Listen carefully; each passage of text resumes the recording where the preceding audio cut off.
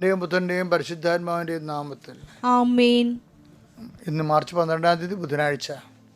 അമ്മേ പരിശുദ്ധ അമ്മേ, അമ്മേ പരിശുദ്ധമേ, ദൈവമാതാവേ, കൃപാസനത്തിലൂടെ ഞങ്ങൾക്കും ഞങ്ങളുടെ ദേശത്തിനും അമ്മ മധ്യസ്ഥം തേടി തന്ന എല്ലാ അനുഗ്രഹങ്ങൾക്കും കൃപകൾക്കും ഞങ്ങളിപ്പോൾ ഹൃദയം നിറഞ്ഞ നന്ദി പറയുന്നു.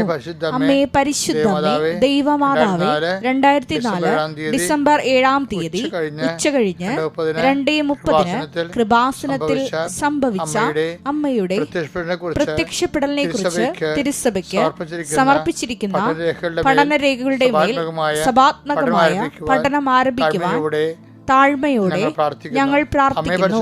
അമ്മേ പരിശുദ്ധമേ, ഭൂസർ ലോകങ്ങളുടെ രാജ്ഞിയായ അങ്ങേയ്ക്ക് ഭൗമ സംരക്ഷണത്തിനായി പ്രപഞ്ച പ്രകൃതിയെ തന്നെ തിരുസഭ പ്രതിഷ്ഠിക്കുവാൻ ഈ പ്രത്യക്ഷീകരണം വഴി ഇടയാക്കണമേ. പരിശുദ്ധമേ, ജപമാല മാതാവേ, സകല കൃപാസനം പ്രാർത്ഥനയോടും ചേർത്ത് ഞങ്ങളിപ്പോൾ പ്രാർത്ഥിക്കുന്ന ഈ കുടുംബത്തിന്റെ പ്രത്യേക നിയോഗം.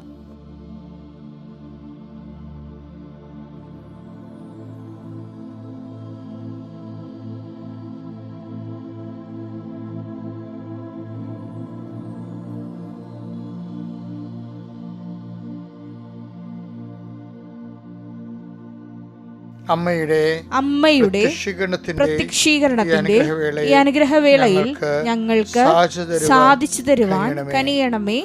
ആമേൻ. വിശ്വാസ പ്രമാണം. സർവശക്തനായ പിതാവും ആകാശത്തിന്റെയും ഭൂമിയുടെയും സൃഷ്ടാവുമായ ദൈവത്തിൽ ഞാൻ വിശ്വസിക്കുന്നു. അവിടുത്തെ ഏകപുത്രനും ഞങ്ങളുടെ കർത്താവുമായ ഈശോമിശിഹായിലും ഞാൻ വിശ്വസിക്കുന്നു. ഈ പുത്രൻ പരിശുദ്ധാത്മാവിനാൽ ഗർഭസ്ഥനായി കന്യകാമറിയത്തിൽ നിന്ന് പിറന്ന് പൊന്തിയോസ് പീലാത്തോസിന്റെ കാലത്ത് പീഡകൾ സഹിച്ച് കുരിശിൽ തറയ്ക്കപ്പെട്ട് മരിച്ച് അടക്കപ്പെട്ട് പാതാളങ്ങളിൽ ഇറങ്ങി മരിച്ചവരുടെ ഇടയിൽ നിന്ന് 3-ാം നാൾ ഉയർത്ത് സ്വർഗത്തിലേക്ക് എഴുന്നള്ളി സർവശക്തിയുള്ള പിതാവായ ദൈവത്തിന്റെ വലതുഭാഗത്തിരിക്കുന്നു. അവിടെ നിന്ന് ജീവിക്കുന്നവരെയും മരിച്ചവരെയും വിധിക്കുവാൻ വരുമെന്നും ഞാൻ വിശ്വസിക്കുന്നു. പരിശുദ്ധാത്മാവിലും ഞാൻ വിശ്വസിക്കുന്നു. വിശുദ്ധ കത്തോലിക്കാ സഭയിലും പുണ്യവാന്മാരുടെ ഐക്യത്തിലും പാപങ്ങളുടെ മോചനത്തിലും ശരീരത്തിന്റെ ഉയർപ്പിലും നിത്യമായ ജീവിതത്തിലും ഞാൻ വിശ്വസിക്കുന്നു. ആമേൻ. സ്വർഗ്ഗസ്ഥനായ ഞങ്ങളുടെ പിതാവേ, അങ്ങയുടെ നാമം പൂജിതമാകണമേ. അങ്ങയുടെ രാജ്യം വരണമേ. അങ്ങയുടെ തിരുമനസ് സ്വർഗത്തിലെ പോലെ ഭൂമിയിലും ആകണമേ. അന്നു വേണ്ടുന്ന ആഹാരം ഇന്ന് ഞങ്ങൾക്ക് തരണമേ. ഞങ്ങളോട് തെറ്റ് ചെയ്യുന്നവരോട് ഞങ്ങൾ ക്ഷമിക്കുന്നത് പോലെ ഞങ്ങളുടെ തെറ്റുകൾ ഞങ്ങളോടും ക്ഷമിക്കണമേ. ഞങ്ങളെ പ്രലോഭനത്തിൽ ഉൾപ്പെടുത്തരുതേ, തിന്മയിൽ ഞങ്ങൾ രക്ഷിക്കണമേ. ആമേൻ. നന്മ നിറഞ്ഞ മറിയമേ, സ്വസ്തി. കർത്താവ് അങ്ങയുടെ കൂടെ സ്ത്രീകളിൽ അങ്ങ് അനുഗ്രഹിക്കപ്പെട്ടവളാകുന്നു. അങ്ങയുടെ ഉദരത്തിൻ ഫലമായി ഈശോ അനുഗ്രഹിക്കപ്പെട്ടവനാകുന്നു. പരിശുദ്ധ മറിയമേ, തമ്പുരാന്റെ അമ്മേ, പാപികളായ ഞങ്ങൾക്ക് വേണ്ടി ഇപ്പോഴും ഞങ്ങളുടെ മരണസമയത്തും തമ്പുരാനോട് അപേക്ഷിക്കണമേ. ആമേൻ. എൻ്റെ പ്രിയപ്പെട്ടവരെ, നമ്മൾ ഇന്നത്തെ ദിവസം പഠിക്കുന്നവരുണ്ട്, പഠിപ്പിക്കുന്നവരുണ്ട്, ഓഫീസിൽ പോകുന്നവരുണ്ട്, ഓഫീസിൽ ഇഷ്യൂസ് ഉള്ളവരുണ്ട്, ട്രാൻസ്ഫറിന് വേണ്ടി ശ്രമിക്കുന്നവരുണ്ട്, ട്രാൻസ്ഫർ കിട്ടാതെ വിഷമിക്കുന്നവരുണ്ട്, ഡെപ്യൂട്ടേഷനിൽ പോകുന്നവരുണ്ട്, പോയിട്ട് തിരിച്ചു വരാൻ പറ്റാതിരിക്കുന്നവരുണ്ട്. ഇങ്ങനെ ഒരു തീരുമാനം എടുക്കാൻ പറ്റാത്തവരുണ്ട്. ഇവിടെ നിൽക്കണോ, പുറത്ത് പോകണോ, 5 കൊല്ലത്തേക്ക് ജോലി പുറത്ത് ചെയ്യണോ, അങ്ങനെ ഒരു തീരുമാനം എടുക്കാൻ പറ്റാത്തവർ ഓർത്ത് ഞാൻ ഈ സമയത്ത് പ്രാർത്ഥിക്കുന്നുണ്ട്. നിങ്ങൾ ഈ പ്രാർത്ഥനയിൽ പങ്കെടുക്കണം. തീരുമാനം എടുക്കാൻ പറ്റാത്തവർ ഈ പ്രാർത്ഥന കഴിയുമ്പോൾ നിങ്ങൾക്ക് നല്ല തീരുമാനം ഇന്ന് കർത്താവ് തരും. കർത്താവ് നിൻ്റെ വിശുദ്ധ പൗരോഹിത്യത്തെ മഹത്വപ്പെടുത്തണമേ. കർത്താവ് സഭയിലുള്ള സാന്നിധ്യം പ്രകടമാക്കണമേ. എൻ്റെ അമ്മ പരിശുദ്ധമ്മ ദേവമാതാവേ, ഞാൻ ആർക്ക് വേണ്ടിയാണ് ഇപ്പോൾ പ്രാർത്ഥിക്കുന്നത്? ആ ഭവനങ്ങളിലേക്ക് സഞ്ചാരി മാതാവ് സമയത്തിൻ്റെ അധികാരി കടന്നു ചെല്ലണമെന്ന് പ്രാർത്ഥിക്കുന്നു. ദൈവത്തിൻ്റെ കണ്ണിനെ ആവശ്യിക്കട്ടെ. നിൻ്റെ ജോലി, നിൻ്റെ വീട്, നിൻ്റെ വിദ്യാഭ്യാസം, നിൻ്റെ ഉദ്യമങ്ങൾ, ഉദ്ദേശങ്ങൾ എല്ലാം കർത്താവ് ഏറ്റെടുക്കട്ടെ എന്ന് പ്രാർത്ഥിക്കുന്നു. നീയുമായി പിണങ്ങിയിരിക്കുന്നവർ, പല വിഷയങ്ങൾ കാരണം മനസ്സുകൊണ്ട് തളർന്നിരിക്കുന്നവർ, കർത്താവ് ആരിപ്പോയിനെ ചൂടാക്കുകയും വാടിപ്പോയി നനച്ചു കുളിപ്പിക്കുകയും ചെയ്യുന്ന ദൈവത്തിൻ്റെ പരിശുദ്ധാത്മാവ് നിങ്ങൾ ബലം പ്രാപിക്കട്ടെ എന്ന് പ്രാർത്ഥിക്കുന്നു. കർത്താവെ, മുക്കിടം പോലെ കുടുംബത്തിൽ ഒത്തിരി ഭാരങ്ങൾ ഒരുമിച്ച് വഹിക്കുന്ന അനേകം മക്കളുണ്ട്. പെങ്ങന്മാരെ കല്യാണം കഴിപ്പിക്കേണ്ട ഭാരങ്ങൾ, അതുപോലെ തന്നെ കഴിച്ചുവിട്ട ഒരു ഭവനത്തിൽ വന്ന് നിൽക്കുന്നവരുടെ ഭാരങ്ങൾ, അവിടുന്ന് വിവാഹം പെശകി വീട്ടിൽ വന്ന് നിൽക്കുന്നവരുടെ ഭാരങ്ങൾ, അത് കാരണം ആമക്കളുടെ കല്യാണം നടക്കാത്ത അവസ്ഥകൾ, ഇങ്ങനെ എണ്ണിയാലൊടുങ്ങാത്ത സങ്കടങ്ങളുമായി അങ്ങയുടെ മക്കൾ അങ്ങയുടെ ദിവസം കണ്ണീരോടെ നിൽക്കുന്ന കർത്താവേ, ഈ ഒറ്റ പ്രാർത്ഥന കൊണ്ട് ഈ കുടുംബങ്ങളെ നീ ആശീർവദിക്കണം. പരസ്പരം പല പല വിഷയങ്ങളുള്ള കാരണം അങ്ങോട്ടും ഇങ്ങോട്ടും പിന്തുണച്ചും ക്യാൻവാസ് ചെയ്തും വസൂലാക്കിയും ഗ്രൂപ്പിസം ഉണ്ടാക്കിയും കുടുംബത്തിൽ പോരുണ്ടാക്കുന്ന, പൗശന്യമുണ്ടാക്കുന്ന, മത്സരമുണ്ടാക്കുന്ന അവസ്ഥകൾ യേശു ക്രിസ്തു നാമം നീങ്ങിപ്പോട്ടെന്ന് കൽപ്പിക്കുന്നു. അമ്മേ പരിശുദ്ധമ്മ ദേവമാതാവേ, ഈ പ്രാർത്ഥന കേൾക്കുന്ന എല്ലാവരിലേക്കും ദൈവത്തിൻ്റെ പരിശുദ്ധാത്മാവ് അവർക്ക് അനുഭവവേദ്യമാകേണ്ട പ്രാർത്ഥിക്കുന്നു. കർത്താവെ, കുഞ്ഞുങ്ങളെക്കുറിച്ച് വേദനപ്പെടുന്നവർ, അവരുടെ സ്വഭാവ ദൂഷ്യങ്ങൾ, ഇനി ലീവ് തുടങ്ങാൻ ഈ കുഞ്ഞുങ്ങളെ എവിടെ കൊണ്ടേ ഒതുക്കുമെന്നറിയാൻ പല വിഷമിക്കുന്ന മാതാപിതാക്കന്മാരുണ്ട്. പല പല വിഷയങ്ങളിൽ കുടുങ്ങിക്കിടക്കുന്ന പിള്ളേരുണ്ട്. പിള്ളേർക്കാണെങ്കിൽ അവിടെ കൗമാര പുസ്തകങ്ങളിലെ കൃത്യമായിട്ടുള്ള ഗൈഡൻസ് കിട്ടാത്ത കാരണം ലക്കിൽ ലഗാനുമില്ലാതെ അപ്പനെയും അമ്മനെയും അറിയാതെ ജീവിക്കുന്ന സ്നേഹമില്ലാത്ത മക്കളുണ്ട്. അവരെല്ലാം നീ ആശീർവദിക്കണമെന്ന് പ്രാർത്ഥിക്കുന്നു. കർത്താവേ, ഈ ഒറ്റ ആശീർവാദത്തെ കുഞ്ഞുങ്ങളെ നീ ഏറ്റെടുക്കണമെന്ന് പ്രാർത്ഥിക്കുന്നു. എൻ്റെ കർത്താവിൻ്റെ ഉന്നതമായ നാമത്തിൽ സഭയുടെ അധികാരത്തിൽ കുരിശിൻ്റെ അടയാളത്തിൽ ദൈവശക്തി ഒരു മനുഷ്യപ്പറ്റിയില്ല സംസാരിക്കുന്നവരുണ്ട് ഈശോയെ, ഒരു മനുഷ്യപ്പറ്റിയില്ല കാര്യങ്ങളെ കൈകാര്യം ചെയ്യുന്നവരുണ്ട് ഈശോയെ. അവർക്ക് വേണമെങ്കിൽ കുറച്ചുകൂടി കരുണ കാണിക്കാമായിരുന്നു, കുറച്ചുകൂടി അവർക്ക് മറ്റുള്ളവർക്കൊരു എയർ കൊടുക്കുന്ന രീതിയിൽ, ഓക്സിജൻ കൊടുക്കുന്ന രീതിയിൽ അവർക്ക് പെരുമാറാമായിരുന്നു. മനഃപൂർവ്വം പെരുമാറാതെ ദുഷ്ടബുദ്ധിയോടുകൂടി കർത്താവെ മർക്കട മുറ്റോട് നിൽക്കുന്നവരുണ്ട് ഈശോയെ. അവരെ നീ പ്രത്യേകം ആശീർവദിക്കണം പ്രാർത്ഥിക്കുന്നു. എൻ്റെ കർത്താവിൻ്റെ ഉന്നതമായ നാമത്തിൽ നിങ്ങളുടെ ഇന്നത്തെ യാത്ര ശുഭദീർഘമാകട്ടെ. എൻ്റെ കർത്താവിൻ്റെ ഉന്നതമായ നാമത്തിൽ നിങ്ങളുടെ ഇന്നത്തെ സംസാരങ്ങൾ, ചർച്ചകൾ, തീരുമാനങ്ങൾ, മീറ്റിങ്ങുകൾ എല്ലാം കർത്താവിന് ആശീർവദിക്കപ്പെടട്ടെ. എൻ്റെ കർത്താവ് ഉന്നതമായ നാമത്തിൽ നിങ്ങളുടെ ഭാഗത്തുനിന്ന് ഒരു തീരുമാനം ആവശ്യപ്പെടുന്ന, ഒരു സംസാരം ആവശ്യപ്പെടുന്നു, ഒരു ആലോചന ആവശ്യപ്പെടുന്ന ആരെങ്കിലും ഉണ്ടെങ്കിൽ നിങ്ങൾക്ക് അവർക്ക് നല്ല ഉപദേശം കൊടുക്കുവാനും അത് നിങ്ങൾക്ക് തന്നെ ഭാവിയിൽ ഗുണം ചെയ്യാൻ പറ്റുന്ന രീതിയിൽ കർത്താവ് നിങ്ങളെ ക്രമീകരിക്കാൻ പ്രാർത്ഥിക്കുന്നു. എൻ്റെ കർത്താവ് ഉന്നതമായ നാമത്തിൽ സഭയുടെ അധികാരത്തിൽ കുരിശിൻ്റെ അടയാളത്തിൽ ദൈവശക്തിയെ നീ അനുഗ്രഹിക്കപ്പെടട്ടെ. നമ്മൾ ആൻജിയോപ്ലാസ്റ്റി എന്ന് കേട്ടിട്ടുണ്ടല്ലേ, നമ്മൾ ഹൃദയത്തിനൊക്കെ ബ്ലോക്കേഡ് വന്നാൽ ഒരു ബലൂൺ ട്രീറ്റ്മെൻറ്റ് ചെയ്യും. ഇങ്ങനെ ഹൃദയത്തിൻ്റെ ധമനികളിങ്ങനെ ചുങ്ങിപ്പോയാൽ അതിനെ വികസിപ്പിച്ചെടുക്കാനുള്ള ട്രീറ്റ്മെൻറ്റ് നടത്തും.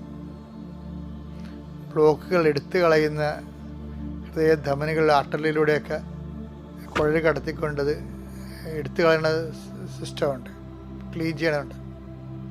ശരിക്കും പറഞ്ഞാൽ ഞാനിത് പറയാൻ കാരണമേ, ഈ നോൻപ് കാലം ഉദ്ദേശിക്കുന്നത് ആത്മാവിൻ്റെ ഒരു ആൻജിയോപ്ലാസ്റ്റിയാണ്. ആത്മാവിന് കൊളസ്ട്രോൾ ആണല്ല, അഹങ്കാരം ഉണ്ടാകും നമുക്ക്, അല്ലേ? അഹങ്കാരം, തന്നിഷ്ടം, തോന്നിവാസം, താൻ തോന്നിത്തരം, അതൊക്കെ വരുമ്പോൾ ദൈവഹിതത്തിനെതിരെ വരത്തില്ലേ? ഈ അഹങ്കാരികൾ എന്തുകൊണ്ടാണ് ബൈബിൾ എപ്പോഴും ടോർപ്പഡോ ചെയ്യണതിൻ്റെ കാരണം വെച്ച് കഴിഞ്ഞാൽ, അഹങ്കാരികളെന്ന് പറയുമ്പോൾ അഹം ക്യാരി ചെയ്യുന്ന ആൾക്കാരാണ്, അല്ലേ? ക്യാരിയാണ് ഇംഗ്ലീഷ് വാക്കാണെങ്കിലും ഇപ്പം മുട്ടക്കാരൻ എന്നൊക്കെ പറയത്തില്ല, മുട്ട ചുവന്ന് നടന്ന് വിൽക്കുന്ന ആൾക്കാർ, പാട്ടുകാരൻ ഒക്കെ അത് വഹിക്കുന്ന ആൾക്കാരാണ്. അഹത്തെ വഹിക്കുന്നു, അഹങ്കാരം ഇങ്ങനെ വലുതാക്കിയിട്ട് അത് വഹിച്ചു നടക്കും. അതിൻ്റെ പ്രശ്നം വെച്ച് കഴിഞ്ഞാൽ ദൈവത്തെ അവർക്ക് ഉൾക്കൊള്ളാൻ പറ്റത്തില്ല. ഭയങ്കര പ്രാർത്ഥനയൊക്കെ ആയിരിക്കും അവർ, എന്തെങ്കിലുമൊക്കെ കുടുംബത്തിലാണെങ്കിലും ഭയങ്കര ചിട്ടയും കാര്യങ്ങളൊക്കെ ആയിരിക്കും, പക്ഷേ തുള്ളിപോലും ആത്മാവിൽ കൃപയുണ്ടാകത്തില്ല. അതിൻ്റെ കാരണമെന്ന് പറയുന്നത് അഹങ്കാരമുള്ളതുകൊണ്ടാണ്. അപ്പം അവനെ കൊണ്ട് ബൈബിൾ എപ്പോഴും അവർക്ക് ട്രീറ്റ്മെൻറ്റ് കൊടുക്കും. ട്രീറ്റ്മെൻറ്റ് എന്ന് പറയുന്നത് വെച്ചാൽ അവരെ ട്രീറ്റ്മെൻറ്റ് എന്ന് പറയുന്നത് ഈ നിയമാവർത്തനം 8:3 നമ്മളെപ്പോഴും വായിക്കത്തില്ല. അതൊരു അഹങ്കാരത്തിൻ്റെ ഒരു ട്രീറ്റ്മെൻറ്റ്, ഒരു ആൻജിയോപ്ലാസ്റ്റിയാണ് ശരിക്കും പറഞ്ഞത്, ആത്മാവിൻ്റെ ആൻജിയോപ്ലാസ്റ്റി. വായിച്ചേ നിയമാവർത്തനം 8:2 വായിച്ചേ. നിങ്ങളുടെ ദൈവമായ കർത്താവ് നിങ്ങളെ എളിമപ്പെടുത്താനും തന്റെ കൽപ്പനകൾ അനുസരിക്കുമോ ഇല്ലയോ എന്നറിയാനും നിങ്ങളെ പരീക്ഷിച്ച് നിങ്ങളുടെ ഹൃദയ വിചാരങ്ങൾ മനസ്സിലാക്കാനും വേണ്ടി ഈ 40 സംവത്സരം മരുഭൂമിയിലൂടെ നിങ്ങളെ നയിച്ച വഴിയെല്ലാം നിങ്ങൾ ഓർക്കണം. അതായത് ദൈവം തന്നെ മരുഭൂമിയിലൂടെ നമ്മളെ നയിക്കും. മരുഭൂമി എന്ന് പറഞ്ഞാൽ എന്താണ്? ബേസിക്കായിട്ട് വെള്ളം കിട്ടത്തില്ല, പിന്നെന്താണ്? വെള്ളവുമില്ല, പിന്നെന്താണ്? മരങ്ങളുമില്ല, തണലുമില്ല. അപ്പം നമ്മളെ സഹായിച്ചുകൊണ്ടിരിക്കുന്ന ആൾക്കാരൊക്കെ ചില സമയത്ത് സഹായം നിർത്തും. ഇപ്പം കയർ കമ്പനിയാണ്, കശുവണ്ടി കമ്പനിയാണ്, അല്ലെങ്കിൽ റബ്ബറാണ്, ഏലമാണ്. നമ്മുടെ ഈ ഉൽപ്പന്നങ്ങളെ എടുത്തുകൊണ്ടിരിക്കുന്ന കമ്പനിക്കാർ പെട്ടെന്ന് നിർത്തും. തണൽ പോയില്ലേ, നമ്മൾ മരുഭൂമിയിലായില്ലേ. ഇപ്പം കടപ്പുറത്തൊക്കെ ആണെങ്കിൽ ചെറിയ ചാള കിട്ടണത്, അതിൻ്റെ രുചിയുമില്ല. എന്താ കാര്യം എന്ന് വെച്ചാൽ 30,000 കണ്ടിയെന്നും പറഞ്ഞുകൊണ്ട് പുതിയൊരു വല ഇറങ്ങിയിട്ടുണ്ട്. ഗുജറാത്തുകാർ വന്നിട്ട് രാത്രി വന്നിട്ട് ഉള്ള 1000 മുഴുവൻ കടലിൽ നിന്ന് പിടിച്ചിട്ട് പോയി. 17 നമ്മളിപ്പോൾ സമരത്തിന് പോകാനുണ്ട്. അതുകൊണ്ട് എന്താ പറ്റിയത്? അപ്പം ഇവിടെ ഉള്ളവർക്ക് പ്രശ്നമായി. അപ്പോൾ എല്ലാ മേഖലകളിലും ഇതുപോലുള്ള പ്രശ്നങ്ങളുണ്ടാകും.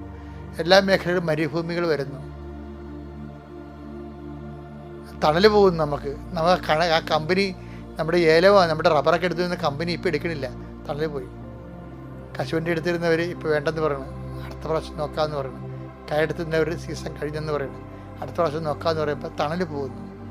അപ്പോൾ തണൽ പോകുമ്പോൾ എന്ത് പറ്റുമെന്ന് വെച്ച് കഴിഞ്ഞാൽ നമ്മൾ അഹങ്കാരം കൊണ്ട് മറ്റുള്ളവർ ഉടനെ നമ്മളെന്ത് ചെയ്യും? നമ്മൾ തോറ്റ ചരിത്രം കേട്ടിട്ടില്ല എന്നൊക്കെ പറഞ്ഞുകൊണ്ട് നമ്മൾ കടയും വിലയും മേടിച്ചുകൊണ്ട് പണിക്കാരെ ഞങ്ങൾ പണി നിന്ന് പോയിട്ടെന്ന് അറിയിക്കാൻ വേണ്ടി കുറേ സാധനം ഇവിടെ ഉൽപ്പാദിപ്പിച്ചുകൊണ്ടിരിക്കും. അപ്പോൾ ആൾക്കാർ വിചാരിക്കും ഓർഡർ കിട്ടിക്കാണ്. ഒരു ഓർഡറും ഇല്ല. ഞാൻ തോറ്റിട്ടില്ല എന്ന് പറയാൻ വേണ്ടി സാധനം ഉണ്ടാക്കിയാണ്, കടം മേടിച്ച് വീണ്ടും നമ്മൾ ഉൽപ്പാദനം നിർത്തും. അതായത് ഈ മരുഭൂമിക്കാലത്ത് മണ്ടത്തരം കാണിക്കരുത്. അത് എളിമപ്പെടാൻ വേണ്ടി ദൈവം തന്നതാണ്. ദൈവത്തിന് ശരണപ്പെടാനുള്ള സമയമാണത്. അപ്പോൾ അത് വിനയപ്പെടാൻ പറഞ്ഞാൽ നിങ്ങളെ വിനയപ്പെടുത്താനാണെന്നാണ് പറയണത്. വിനയപ്പെടുത്താനും അപ്പം കൊണ്ട് മാത്രമല്ല, കശുവണ്ടിയും കൊണ്ടും കയറും കൊണ്ടും ഏലം കൊണ്ടും കുരുമുളക് കൊണ്ടും റബ്ബർ കൊണ്ടും മാത്രമല്ല, ദൈവത്തിൻ്റെ വായിൽ നിന്ന് വീഴുന്ന ഓരോ വചനം കൊണ്ടുപോകണം. അപ്പോൾ നീ ദൈവത്തിലേക്ക് തിരിയാൻ പറഞ്ഞിരിക്കുകയാണ്. കാര്യം എന്താ? അപ്പം ഉണ്ടായാലും കശുവണ്ടി ഉണ്ടായാലും കയറുണ്ടായാലും കുരുമുളക് ഉണ്ടായാലും നമ്മൾ കുറച്ച് പൈസ കിട്ടും, നമ്മൾ ഭക്ഷണം കഴിക്കും, നമ്മൾ മരിക്കും, തീർന്നു. നിത്യത വരെയുള്ള കാര്യങ്ങൾക്ക് വേണ്ടിയാണ് ഈ മരുഭൂമി നമുക്ക് നേരത്തെ തരുന്നത്. അല്ലെങ്കിൽ നിത്യത മരുഭൂമിയായി പോകും. അതാണ് വിഷയം. അപ്പം അതുകൊണ്ട് എളിമയോട് അക്സെപ്റ്റ് ചെയ്തിട്ട് കർത്താവ് ശരിയാക്കും. കർത്താവ് ഒരിക്കലും അവനെല്ലാം നല്ലതുപോലെ ചെയ്യണമെന്നല്ല പറയണത്. 7:37 എടുത്തേ, മർക്കോസ് 7:37. അവർ അളവറ്റ വിസ്മയത്തോടെ പറഞ്ഞു, അവൻ യേശു എല്ലാ കാര്യങ്ങളും നന്നായി ചെയ്യുന്നു. അപ്പൊ അതാണ് ദൈവത്തിന്റെ ഒരു രീതി. എന്താണ്? ദൈവം നല്ലതേ ചെയ്യത്തുള്ളൂ. അപ്പോൾ എന്തെങ്കിലും ഒരു മോശത്തരം നമ്മുടെ ജീവിതം സംഭവിച്ചാലും നിങ്ങൾ ഓർക്കണം, കർത്താവ് ശരണപ്പെട്ട് എളിമപ്പെട്ട് ആത്മാവിനെ കൊളസ്ട്രോളൊക്കെ മാറ്റി അഹങ്കാരമൊക്കെ മാറ്റി വിനയപ്പെട്ട് നല്ല കൃപയുടെ രക്തോട്ടം ഉണ്ടായിക്കഴിഞ്ഞാൽ തീർച്ചയായിട്ടും കർത്താവ് വിശുദ്ധ ഇടപെടും. അങ്ങനെ ഇടപെടട്ടെ എന്ന് പ്രാർത്ഥിക്കുന്നു. കർത്താവ് നിങ്ങൾ അനുഗ്രഹിക്കട്ടെ. Praise the Lord.